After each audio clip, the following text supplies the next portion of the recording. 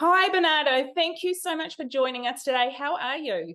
Great. I'm fantastic. Happy to be here. Thank you for having me. Oh, awesome. Hey, we're going to get straight into it. I know you've got a busy schedule. Look, you had a huge week last week with the premiere of Emily the Criminal and then also Hulu's new show. I guess you're just on a high with all that's been going on. Yeah, I mean, it's been a dream. It's a dream come true, and it's crazy to have two projects coming out literally on the exact same day. Yes. Unheard of. Rarely ever happens, and you're like, what? That's insane. So, yeah, I've just been lucky that they both came out at the same time, even though we shot them probably like 6 months, 5 months apart, but they just happened to be released on the same day. And I'm excited for people to finally get to see both projects. They're completely different projects, but I love them, each and every one of them, in their own way. Yes. In their own way. So, for those people who are yet to see Emily the Criminal, can you tell us a bit about what that movie's about? Yeah, so Emily, played by Aubrey Plaza, finds herself in a ton of debt, student loans, which I can relate to because I'm there and I've been Me there. too. Um, and so she's struggling to survive, to make ends meet. And she works with me. I'm her co-worker at this catering company. I play Javier Santos, and she does me a favor one day by covering one of my shifts. So I give her the hookup to my contact, which is a dummy shopping ring where you go in, you get a fake credit card, fake ID. Go to a big box store like Best Buy or and purchase it and then deliver it to them, and they give you $200 for an hour of your time, and it's quick money. Of course, it is illegal. And as the story goes along, she really starts to dive into those jobs and really start to take on the role of the main contact person who starts doing it, and things go awry, and and it gets a little crazy. I must admit, I guess I'm quite naive. I didn't even know that kind of thing happened. I mean, did you have to do any research going into this role? I had no idea that even existed either. Yeah. I mean, I've heard of, you just go and you shoplift, but I had never heard of dummy shopping either. So I had to look it up as well. I did not do any research in terms of actually going to try to find people to tell me all about it, or, I did have a conversation with John the day that I started filming about the character and about his inspirations and all of that, but I didn't go in to and do a deep dive into that because my character sort of stays on the outskirts. I play a dad, and so I feel like, coming from that perspective, I think he chooses not to sort of involve himself or go deeper into that underworld, while she really takes off with it, running. And of course, like, I'm not happy that she leaves me to do all the work while No. she's off, doing her thing. Yeah. So Yeah. Have you got any favorite scenes from the movie? I would say the the scene outside, when we're on the street and I give her the the information, my Yes. contact, because we're shooting on location in LA, in one of the busiest intersections of all of LA. People are coming, walking, and actually, I was just reminded of this at the screening that we had for the premiere. One of the PAs, who's wonderful, she was like, remember there was somebody that tried to get into the scene and walk in like directly in the middle of your scene, and I was like, oh my gosh, I completely forgot about that. But people know who Aubrey is, so people would be trying to film us and shoot her, take pictures of her as they're walking by, and we're trying to shoot, and it's super chaotic, and the cars are passing by, and it was very hectic. So as much as I could say that I loved it, it was definitely stressful. But I think that's what makes it memorable, because you're really doing it. You're not just like on a sound stage, which, for those people that don't know, on a sound stage is everything is controlled. You have a built set, and you're shooting in a controlled environment. Whereas when you're shooting outdoors and it's a practical set, you don't know what's going to happen. Anything can happen. So that was exciting. It was definitely challenging, and I loved every minute of it. So how long did it actually take to film the movie? So they shot 20 days in LA, Okay. and then 1 day in Mexico. So pretty quickly, 21 days total. Yeah. I Yeah. only shot a couple of those days. Some of them were very, very long days, but that's just that's part of the job where you're shooting 8 to 15 hours sometimes. Yeah, yeah, So, yeah. I watched the film. I think it was at the start of this week. Yeah, absolutely loved it. Yeah, it thank was you, just thank you. something different. And as I say, I'm a bit naive, didn't even know that type of thing happened. But yeah, it was a great movie. So Oh, thank you, yeah, thank you, thank you. huge, Yeah, a I huge congratulations. Oh, thank you. I can't wait for people to see it because I love the movie. Like even if I keep saying this, even if I wasn't in the movie, I would Yes. tell people go watch the movie. It's really good. Aubrey absolutely kills it. Theo kills it. Everybody in the cast is incredible, and I'm so lucky to be part of it. So tell us about your other show that you've and a bit about that. What's your Yeah, character so like there? this fool is near and dear to my heart. I'm guest starring in episode 8. All Yes. the episodes are currently streaming on Hulu. And it is a Latino comedy. And I say that because there are very few Latino comedies, so I'm very, very proud to be part of this one. Fred Armisen from SNL is Yes. executive producing the show, and it stars Chris Estrada and Frankie Quinones, who play this sort of odd couple.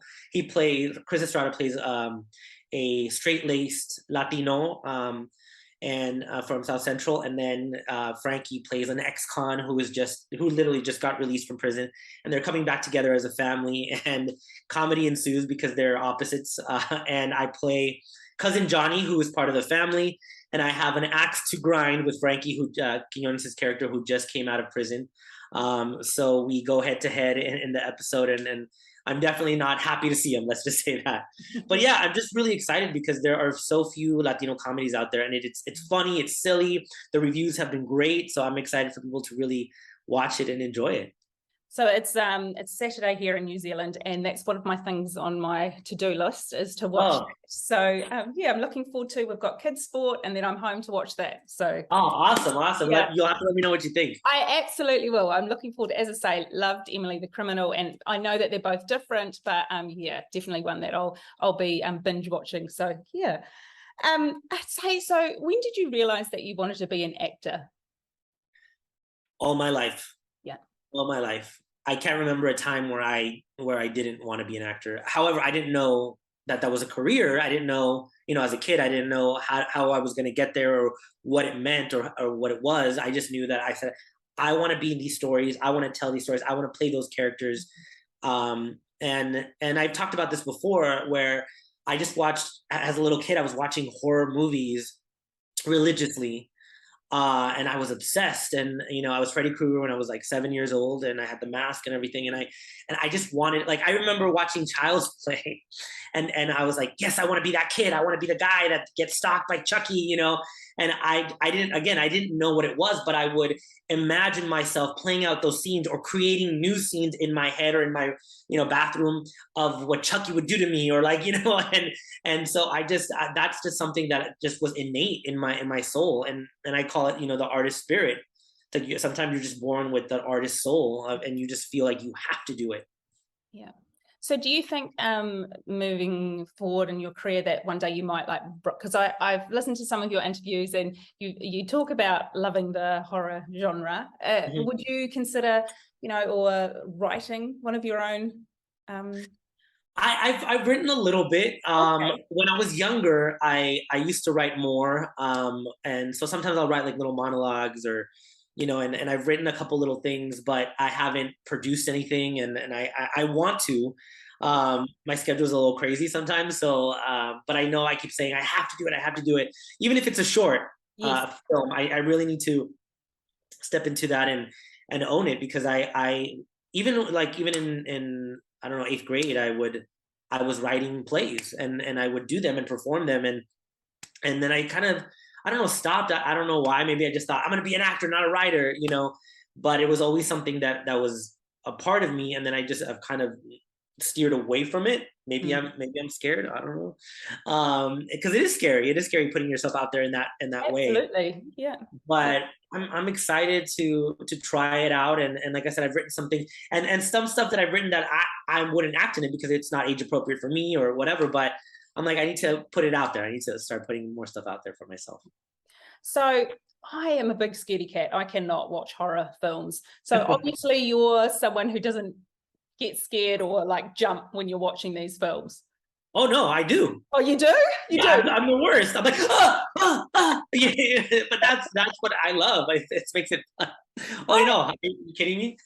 Yeah, no, I just can't. I'm like forever have the eyes closed and just no. I remember watching it when I was a little kid, and then for that night, I crept into my parents' bedroom and was just so scared to go to sleep. And so I like slept on the floor, not that they knew. But no, so since it, the original it, I've just never been able to watch horrors. Like, No, I remember having all these nightmares from watching. Nightmare on Elm Street, but I still watched it. Like, oh my gosh. my mom was like, "Okay, you gotta stop watching scary movies for like a couple months." I'm like, "Okay," and then like all of a sudden I would still creep into the room somehow and like watch them and like But I do remember having nightmares at one point of Freddy Krueger coming to attack me in my dreams, and it was very real. Like it felt very real to me. But maybe that's part of like I'm an actor. It's very real to me. I don't know. Hey, so has there ever been a time in your career where you've missed out on something, or actually not in your life, where you've missed out on something and then it's led to something else? Yeah, many times.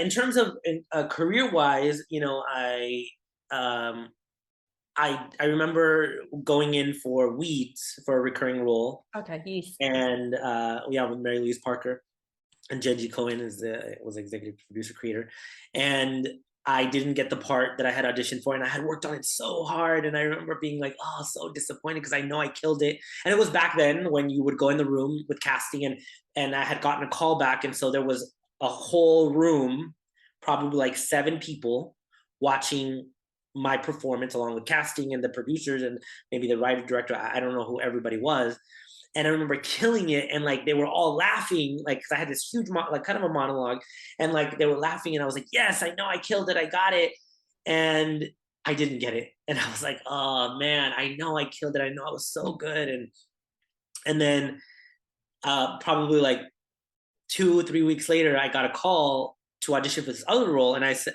but it was written for a 50-year-old man from the same casting office for Weeds, and I was like, this role is written for a 50-year-old man. They know that, right? And they're like, no, we know. And so I went in there, and everybody that had gotten called in was a 50-year-old man, except for myself. And I ended up getting the part. Oh, wow. So Yeah. I was like really surprised. Of course, I had to deliver on that role, but it didn't really matter the age range. It just mattered that I could, believably tell the story.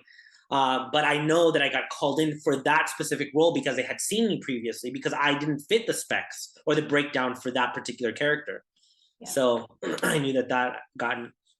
But I will say, conversely, I have stuff that I didn't get and people don't even know about, where I was this close to getting the Tom Hanks produced Generation Kill. Oh. Which is sort of the second part, or a Band of Brothers. They had Band of Brothers, and they did like a different take, a modern day take called Generation Kill, based on the book. And I was like, I had been auditioning multiple times for like months, and I made it all the way to the end, and I was on hold, and then I didn't get it, and I was just like, oh no, super devastated. And I was like, oh, I don't know if I'm going to be an actor anymore. And I remember like crying my eyes out, and like, because I would have been in like, I think South Africa or Africa, I'm not sure, filming for months, and it was just like such a devastating thing. Yeah. But I think by all of the times that I didn't get those big projects, I've come out on the other side to the point where now I give myself a day to be upset, to be sad, to cry, or to feel angry or hurt or whatever. And sometimes it's not that extreme, but and then the next day I'm fine. Yeah. I move it along. So it's like learning how to take all the bad and figure out, because now I feel more resilient. Yes. Yes. Yeah. So speaking of Tom Hanks, you have actually been in a film with him. What was that experience like? Oh, that was incredible. Sully. So trigger Loved brings. it. Loved the movie. Yeah. Oh yeah, that movie was such a great experience. Because it was my first big like feature film that you're like, oh my gosh, it's gonna be on the big screen. Everybody across the country is gonna see it. But not only that, I had actually been auditioning. Speaking of what we were just talking about, I had been auditioning for that casting director for Clint Eastwood movies before. I was on hold for American Sniper, and I didn't get that part. Oh, Yeah, wow. I Okay. didn't get the part that I auditioned for American, and it wasn't a huge part, but I was, I knew that Clint Eastwood had seen my tape because in order to be on hold, he had to have approved the hold, right? Um, and I didn't get that part, and then not long after, I think Sully was the film that he did after American Sniper, which was a huge success, obviously, American Sniper, and so I auditioned for that movie, and I was on hold, and I was like, "Oh God, please," and but they called me in because they knew me from Yes. auditioning before, and I got that part, and I was just like blown away because I was like, they didn't even ask me if I could swim, and I'm playing a real life NYPD scuba diver, so that was great. I got to train with Navy SEALs for a little bit, and I got to wear the suit, and I got to work with Jerry Ferrera, who was Turtle in Entourage, the TV show, and then of course working with Clint Eastwood, who's incredible. And I shot like the very first day, I think, or the second day of shooting in New York. They flew me to New York, and I was at a helipad. I got to be in a helicopter for the first time. Wow. Yeah, and Clint is very hands on, so he would be right next to me or us in the scene, and giving us direction as we're doing the scene, which was a little bit crazy that Clint Eastwood is right there standing next to you with a little monitor yelling faster, faster, Bernardo, or like, and it's a very well-oiled machine, so all the crew know what he likes, know to tell you like keep it moving, like always be moving physically, and like move the scene fast, go, let's go. So it's a very well-oiled machine. They move very fast, and you don't get a lot of takes. So you better nail it on the first, second, or third try, because there's not going to be a fourth, fifth, and sixth. Yeah. So, and that actually was an interesting experience because sometimes on TV shows you do get a little bit more in terms of takes, and this one was like, no, you better get it now, and we got to keep it moving. Yeah, because he's done by like 5 p.m. shooting for the day, which Oh, is really? crazy. Yeah, it's insane. Like you never even heard of that. That's like unheard of in the industry. Yeah, so he'll shoot the 8 hours, and that's it, and then you're done. So he moves very fast. So but yeah, and that was just such a great experience, and I got to meet I never had scenes with Tom Hanks, unfortunately, but I got to meet him at the cast party, and I saw that on your Instagram, some photos of yeah. So that was such a crazy experience, and then we shot the stuff in the Hudson at Universal Studios on the lot. Oh, really? Yeah, Wow. in the water. They have that big, huge blue screen. When I don't know if you've been to the Universal here, but they have a tram that takes you through the back lot, and they show you the sets and stuff like that. And one of the sets is like a lake with a blue back screen, Wow. sort of like this, but giant. And then they project everything onto that, or they can after in post. So we're shooting all like the rescue stuff in there. Yeah, crazy, crazy. Hey, so what advice would you give your younger self? Well, I guess without getting too intense, love yourself sooner. Right. Yeah. Yeah. I don't know. I think for many reasons, you start to doubt or yourself, or feel like you're not enough, or you're not worthy, or whatever. And I think, who says that you're not, right? And I think for me, at least, it took me a long time to really love myself fully, and just feel my authentic self and feel confident in myself. Yeah. Nice. So you're someone who loves to travel. So what's your favorite place that you visited, and what's one place that you'd love to visit? I have Brazil. Brazil, the favorite Brazil place? was incredible. Yeah, incredible. I went for the World Cup, so that was like, it was insane, and maybe it was because it was the World Cup and there was so much going on. And admittedly, I'm not a huge sports fan, but the like the energy and the festivities that were going on around there. There was like, when we went to Rio first, on the beach, they had this huge, like, almost like carnival where you just go in for free, and there's live performers and like food and like people dancing, and it was just like an incredible experience. And then everybody's so cool and everybody's so nice, and you know, I could understand a good amount because I speak Spanish, so I could understand a good amount of the Portuguese, so I was able to communicate, so it didn't feel as foreign to me. Yeah. Because sometimes, even though I love going to countries where I don't understand what they're saying, it still feels like you're trying to get around, you know. But in this instance, like, I felt like I was able to meet a lot of people, and they were able to communicate with me either in Spanish or in English, and so it just, people from all over the world, and I don't know, it was just like such a dream, and that was always on my bucket list of a place that I always wanted to go. It was always my dream, and I did, and I was just like, oh, this is the best. I would live here. I would Oh, live really? here. Okay. Mhm. Yeah. Yeah. Yeah. Yeah. They so yeah, you see the scenes on TV about the World Cup, and it's just like crazy It's crazy. with the amount of people and the passion, and yeah. Yeah. So we only had tickets for one game, but we used that as an excuse to go to Brazil, right? But the game was I mean, I loved it. It was fun, and people were just cheering and like, you know, getting up and singing the songs, and it was nuts, but it was so fun. Like the most fun I've ever had. So it's definitely somewhere that you'll go back. Oh, for sure. Are you kidding? Yeah. That's like another a dream to go back there. Yeah. And what are some other places that you'd love to visit? On my bucket list is definitely Australia. What? Yeah. Hold on. Okay, the New Zealanders and the Australians, we've just got this rivalry going on. I know. Sorry.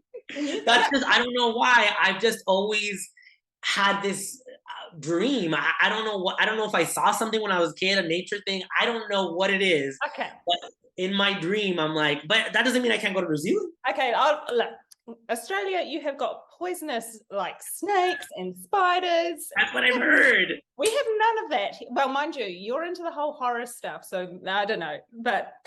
Well, no, that's what I've heard, that everything's trying to kill you in Australia. It is. We have none of that in New Zealand. So if you make it to Australia, you have to cross the ditch and come to New Zealand, and then you'll be converted, and you'll be like, oh, I should have just come to New Zealand in the first place. You know what? I will. And we have some amazing movies that are being shot here, and like Avatar at the moment.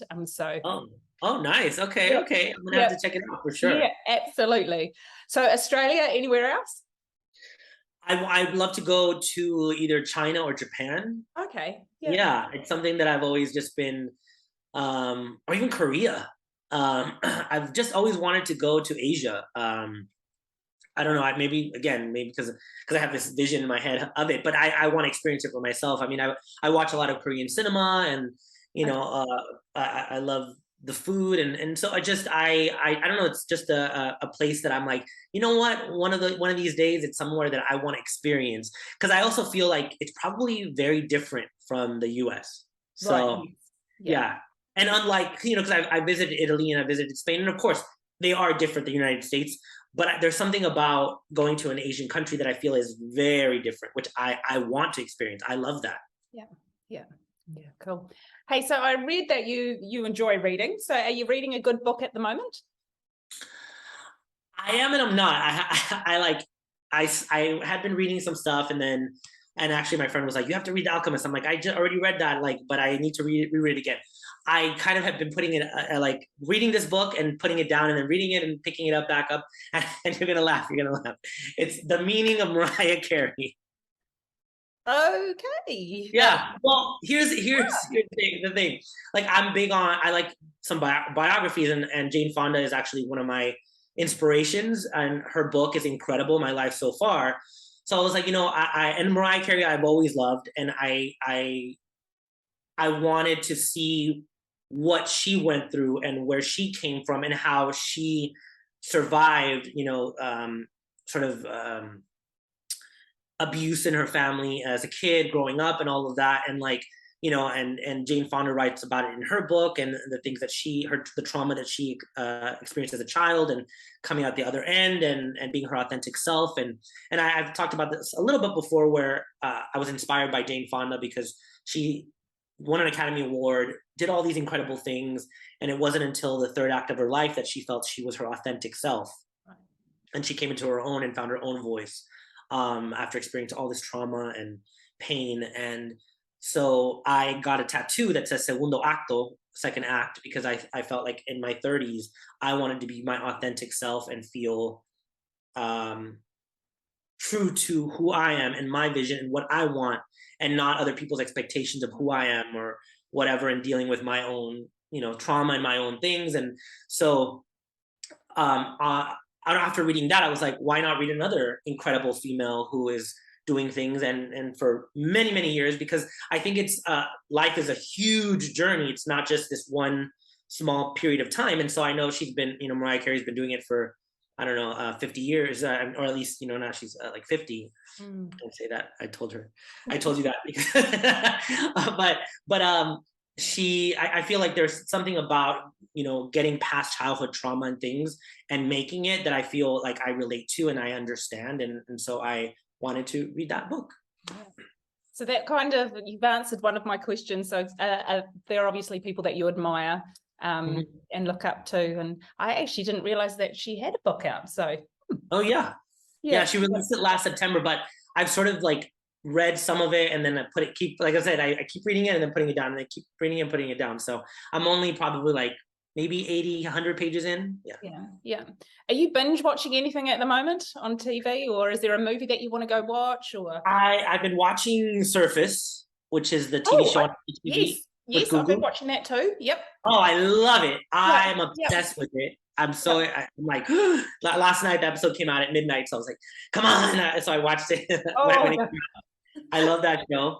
I love Gugu. She's amazing. I don't know her, but shout out to Gugu. She's beautiful. Like she just, yes, agree. She's great. She's incredible. I love her. I recently binge watched Resident Evil, the TV show. Oh no. Which I loved. No. Awesome. Which I've seen a lot of the Resident Evil movies, and some of them are good, some of them are okay, but this show is really, really good. I feel like they took it to a different time and period and place, and I loved it. Yeah. I'm trying to think of what else. I mean, I watch so many shows. I'm watching MasterChef. Okay. Do you like to cook, or can you cook? I can cook simple things. Right. Yeah. But I mean, they're good. I can cook, like I can make pasta, but what I'm saying about like I grind the beef and like make it, but it's not like it's not like I just dump the sauce. No, I try to add things and and some chicken, and but I wish, I think that's what it is. But maybe it's just because I love to eat. Maybe that's why I love MasterChef. But I've watched Top Chef from like day one. Right. So that's MasterChef, which I just started to get into, but Top Chef I love. And but yeah, I do want to see the movie Day Shift. Oh, that's just come out, hasn't it? I haven't seen that either. Yes. Yeah, because I love vampire movies and I love Jamie Foxx, and actually my friend Yvette Yates produced the movie as well, so I definitely want to support. Yeah, Jamie Foxx is amazing. Yes, that's on one of my must-watch movies as well. But good. Yeah. Hey, so what has been your biggest accomplishment so far? Oh, that is a tough one. Okay, without sounding cheesy, I feel like staying in this career has been a huge accomplishment, because when I first started, the types of roles, the amount of roles were few and far between. And there were many, many times when I wanted to give up, when I didn't get the roles that I wanted to, that were going to hopefully elevate me or get me to the next level, or there just was a very stereotype type of role that I was going out for. And like, and people sometimes don't believe that you can do it, or they say, oh, but you were only in it for, a scene or 2 scenes or whatever. And you feel like crap sometimes because of that, or you feel like it's not enough, or you're never going to get there, and you want to give up so many times. And I feel like having a strong will has gotten me to this point where I can say, wow, I have a movie in theaters and that I'm proud of, or and I have a show coming out, and I have something else which we can talk about in a little bit. But it's just slowly but surely the dream that I had for myself is a reality. I'm working on it, and to me, that is a huge accomplishment, because I do feel like there are times when you have these dreams and you give up and you don't do them, and people say, well, I wish I could have done that, but I had to do this, and that's fair. That's very fair, and I totally understand why. But staying with the dream, and hopefully also the accomplishment in and of itself is not just doing it, but also having an impact for other generations of Latinos who want to do this career, who will have this dream, and saying, they're seeing me, hopefully, and saying, oh, I see another Latino, or Chris Estrada or Frankie Quinones doing it, or Aubrey Plaza, who's also Latina, like, they're doing it. And what before I wouldn't see that much representation, or a wide variety of representation. And so I think that that's part of the legacy of that I'm hopefully building. Yeah. So, are you working on any other projects at the moment, or have you got something coming out? Oh, so, awesome! Yeah, I actually start shooting on Monday. Unfortunately, there's only a little bit that I can say, because I've been like literally sworn to secrecy. Oh, I know. Trust me, I want to shout it from the rooftops. Oh, no. I'm so excited, but I can't. So here's what I'll say. Okay. I'm recurring on a TV show with a huge, incredible ensemble cast that you're gonna be like, what? And for a major streaming network. And yeah, I'll be in multiple episodes. I start shooting on Monday. They just started filming the season. It probably won't be out till next year. And it's not like Surface, but if you're watching Surface and you like those shows, you'll see. Oh, so when are you going to be able to tell people a little bit more? Do we just well, honestly, I feel probably not until next year. I know. I have been sworn to secrecy, for real, and they're like, no, you can't say anything. I'm like, oh, I'm getting a vibe that it might be Netflix because they're so strict. Maybe. Okay, well, I'll just keep an eye out on your Instagram. We'll all keep an eye out, and then hey, that sounds exciting. Congratulations. Thank you. I'm super excited. Yeah, looking forward to hearing what it is when you're allowed to let people know. Hey, so what's your dream role? My dream role.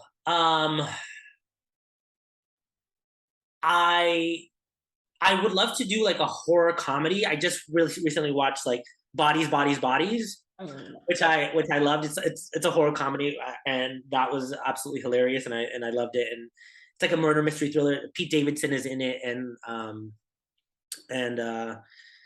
Maria Sokolakova, I think, which she was Borat's daughter, who got nominated. Okay. She's in it too. It's good.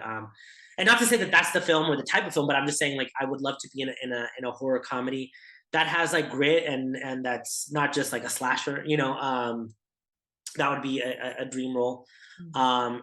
And I would also love to work with Jane Fonda. If you're out there, Jane, please. I would love to work with you. Yeah. So what's your greatest fear?